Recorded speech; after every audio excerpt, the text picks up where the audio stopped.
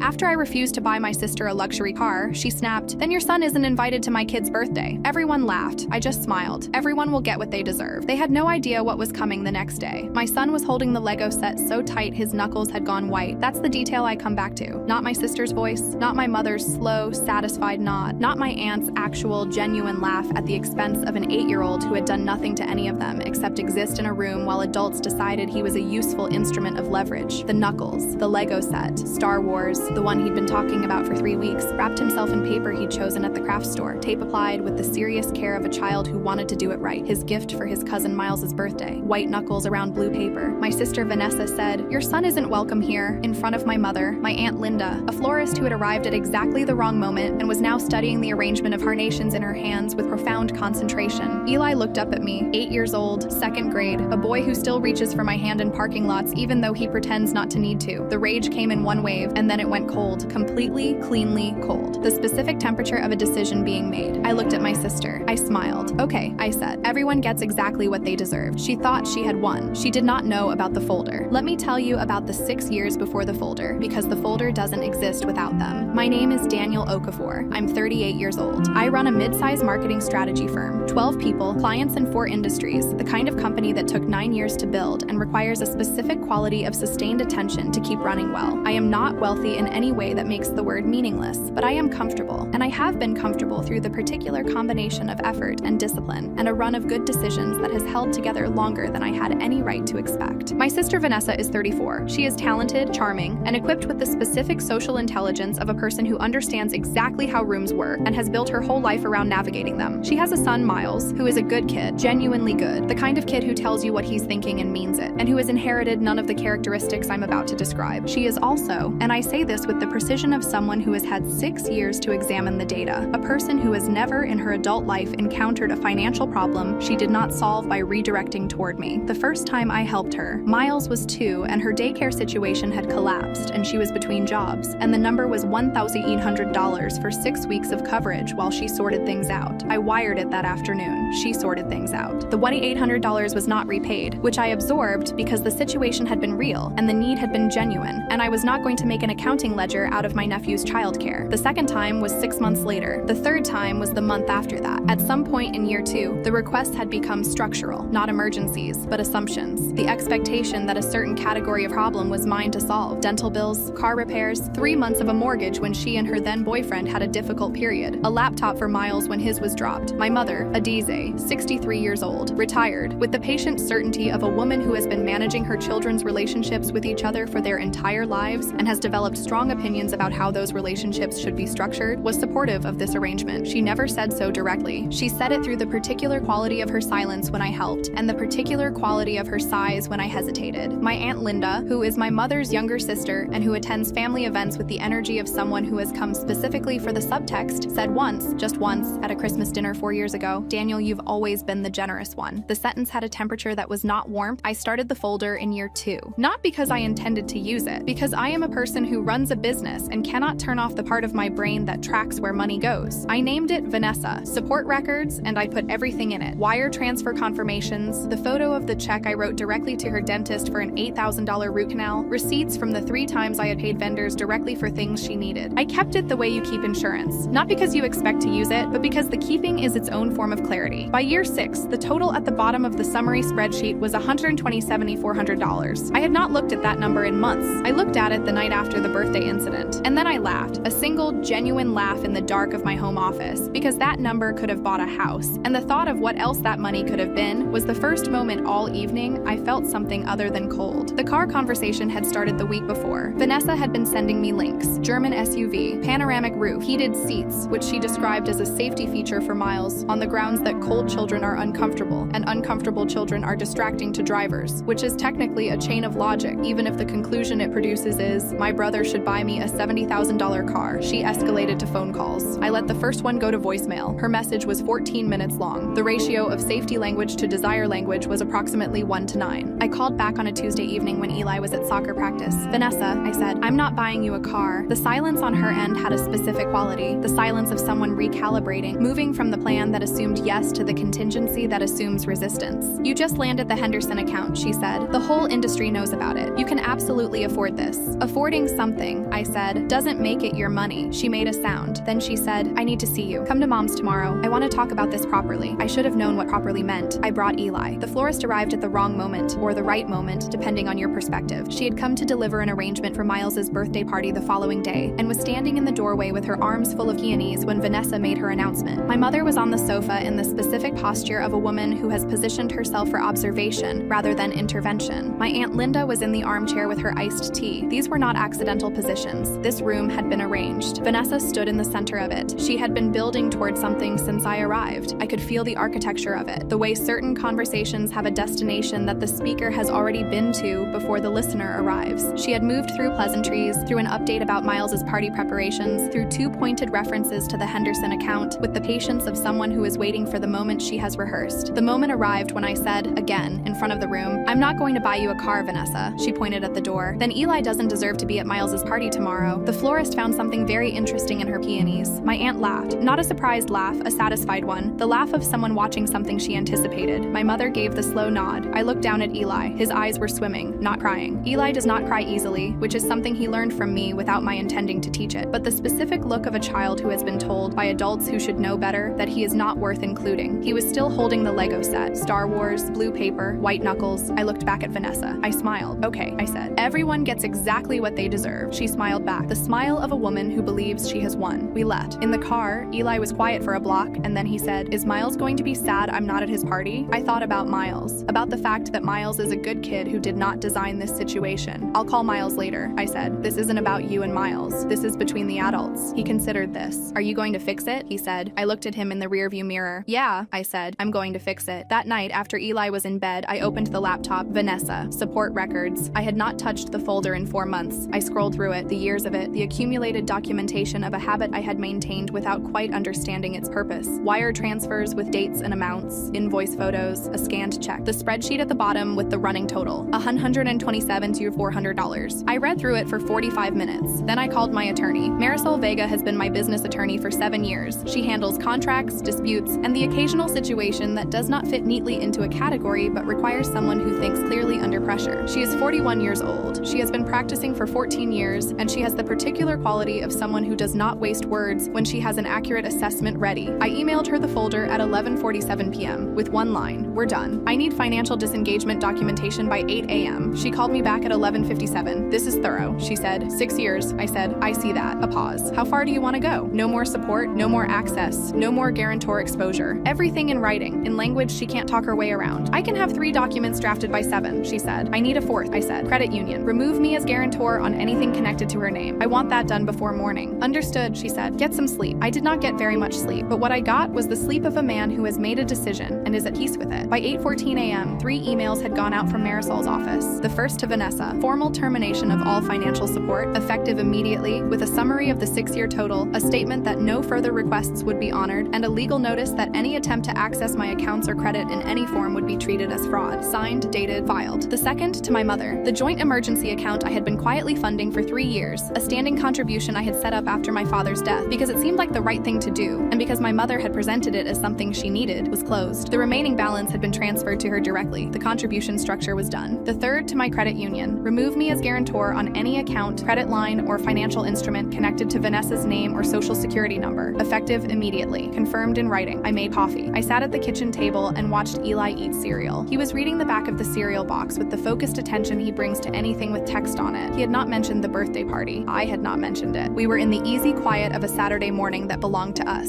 At 11:58 a.m., my phone began moving across the counter. Mom, Daniel, what did you do to the accounts, Vanessa? Are you serious right now, Vanessa? This is insane, Vanessa. Call me right now. Aunt Linda, I cannot believe you are ruining a child's birthday over a car. You need to grow up. Mom, the emergency account is gone, Daniel. You need to call me Vanessa. You are actually unhinged. I read each message. I did not reply to a single one. I put my phone face down. I poured a second cup of coffee. I was a ghost. At 2:17 p.m., Marisol sent a text that stopped me where I stood. Balloon vendor called your office. Your platinum visa ending 4409 is on file for Miles's party deposits. Did you authorize this? I set my mug down. I stood in the kitchen. My platinum visa ending in 4409 is my primary business card. It lives in my wallet. I had never, not once, given that number to Vanessa, written it down anywhere she had access to, or used it for any personal purpose that would have put it in her reach. She had either photographed it, memorized it, or both. At some point, Maybe recently, maybe years ago, she had stored my business card number the way you store a spare key, something you don't use until you need to, something you keep quietly, in reserve, for the moment when you've run out of other options. She had planned to run $20,000 worth of party on my card, after excluding my son from the party. I kept my voice completely even when the vendor answered. "This is Daniel Okafor," I said. "You have a card on file ending in 4409. I need you to understand, that card was not authorized for this order. The card information was obtained without my consent. Do not dispatch a single item to the delivery address on file." A pause. "Oh," the woman said. Yes sir, I'll flag it. Thank you. You'll be receiving a call from my attorney shortly with formal documentation." I hung up. Then I called every other vendor I could identify from the original invite Vanessa had sent 2 weeks earlier. The photographer, the petting zoo, the bakery with the 3-tiered fondant cake. It took 40 minutes. Every one of them had 4409 on file. The total across all 4 vendors, $19,340. I forwarded Marisol the documentation at 3:47 p.m. Stop everything. Credit card fraud. 4409 on file with 4 vendors without authorization. I want a fraud report filed with the card issuer and formal documentation to each vendor before end of business. Marisol replied in 4 minutes. Already on it. Are you filing criminal? I thought about Miles. About the fact that he was 9 years old and his birthday was tomorrow. Civil only for now, I wrote back, but keep everything. Vanessa called at 4:08 p.m. I answered. "The petting zoo won't call me back," she said. Her voice had passed through fury and arrived somewhere more desperate. "The balloon company canceled. The bakery is holding the cake. What did you do?" "I stopped a fraud," I said. "A fraud? Daniel, this is Miles's birthday. You put my business card on file with 4 vendors without my authorization," I said. "That is credit card fraud." I reported it. Dead silence. "You wouldn't," she said. It was not a threat. It was genuinely uncertain. The voice of someone who has, for the first time, encountered a version of me she did not know existed. "Check your email," I said. "Marisol sent you the fraud documentation 40 minutes ago." She exploded. The specific explosion of someone who has been certain of their leverage and has discovered it was the other person's leverage all along. She threatened. She cried. Briefly. The kind of crying that is a tool rather than an emotion and stops quickly when it doesn't produce results. She said, "I will never forgive you 4 times. I said nothing during any of it. When she stopped, I said, "You used a card you stole from me to pay for a party you excluded my son from." Then I hung up. Without my card holding it together, the party collapsed. No balloon arch, no petting zoo. No 3-tiered fondant cake with the Pantone-specific icing color Vanessa had specified in writing in her vendor emails. A detail Patrick, who handled my business accounts and had pulled the vendor chain, described to Marisol as aggressively specific for someone committing fraud. No professional photographer. A birthday party that had been constructed entirely on the assumption of my money for a child who deserved better than a birthday built on a stolen card. My mother called at 6:30. "Just pay the vendors,"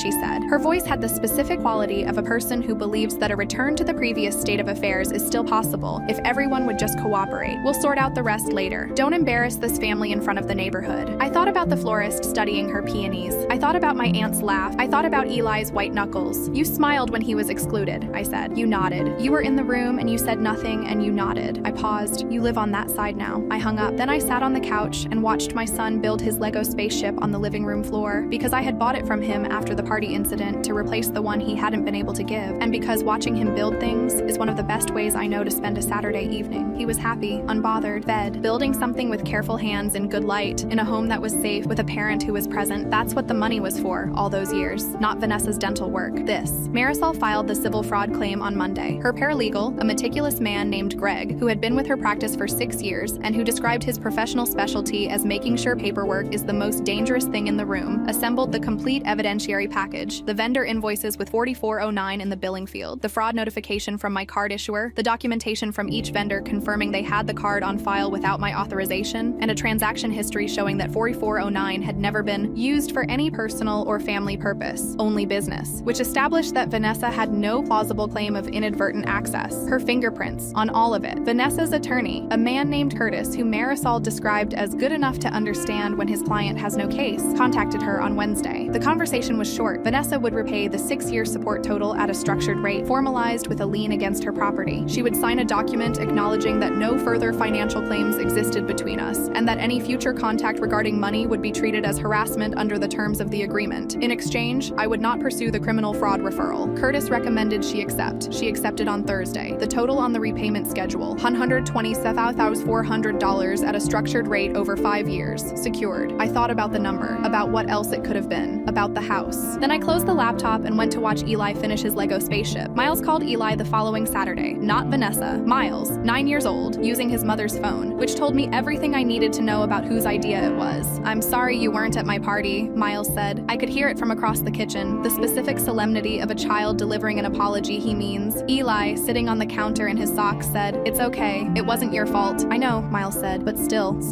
Eli agreed. They talked for 12 minutes about Minecraft and some injustice involving a soccer referee and whether the new Lego sets were better or worse than the old ones, which is a debate with no resolution. When Eli hung up, he put the phone on the counter and looked at me. "Can Miles still come over sometime?" he said. I thought about Miles, about the fact that he is a 9-year-old who didn't design any of this and who called to apologize on his own initiative. "Yeah," I said, "Miles can always come over." Eli nodded, satisfied. He picked up the phone and went back to his room. I stood in the kitchen. I thought about Vanessa, somewhere across town, looking at a repayment schedule. About my mother, with her closed emergency account and her specific silence on the other end of calls I was not returning. About Aunt Linda, who had laughed at my son. I thought about 6 years of a folder I had kept without knowing when I would use it. It turned out the moment had chosen itself. Some moments do. I told Eli the full version of things 3 months later. Not all the financial detail. He's 8. He doesn't need that. But the shape of it. That Aunt Vanessa had done something that wasn't right. That I had handled it the right way. That things were going to be different now. But that Miles was still his cousin. And that wouldn't change. He listened with the focused attention he brings to things he understands are important. "Did you fix it?" he said. I thought about Marisol's filing. About Greg's paperwork. About 4 vendor calls in 40 minutes and a business card that had been someone else's secret weapon for longer than I knew. "Yeah," I said. "I fixed it." He nodded. Then, "Dad? Yeah, you always smile like that when you've already done something," he said, "before you even say what it is." I looked at him. 8 years old, 2nd grade, sharp eyes. "Do I?" "At Grandma's house, when Aunt Vanessa said I couldn't come to Miles's party. You smiled like you already knew what was going to happen." I thought about the cold that had moved through me, about the folder, about the moment the rage became decision. "I knew what I was going to do," I said. He considered this. "Is that why you weren't scared?" I thought about it. "No," I said. "I wasn't scared because of you. Because you were standing there holding that Lego set and you hadn't done anything wrong and you were trying so hard to be okay." I looked at him. "When it's about you, I don't get scared. I just get clear." He thought about this for a moment. Then he went back to his Lego. I watched him build.